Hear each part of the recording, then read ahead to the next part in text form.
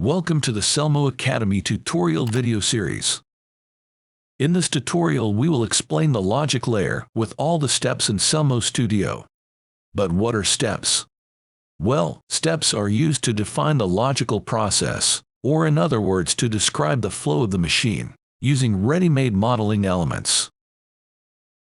In our logic layer we have 5 main steps and a cross-sequence center-receiver step to connect different sequences.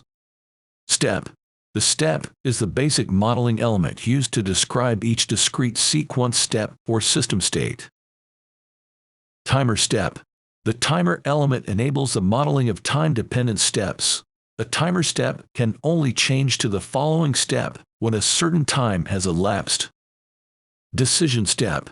The decision step is used to make decisions in the flow. Depending on the fulfillment of a criterion, it is decided which path will be continued in the sequence. Jump step. A jump in process modeling allows you to jump from a particular step to another one in the chain to affect the flow of the program.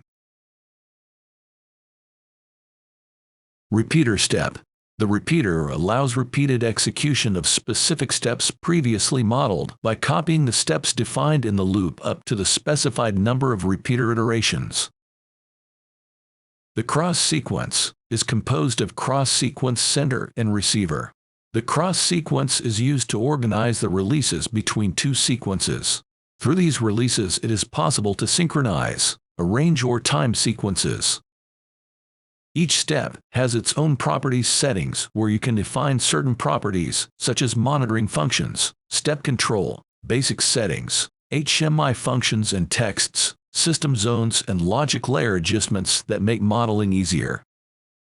Depending on the step type, you can also set timers, timeouts, jump and repeater repetitions. In the next video we will talk about the system layer and how to insert these zones.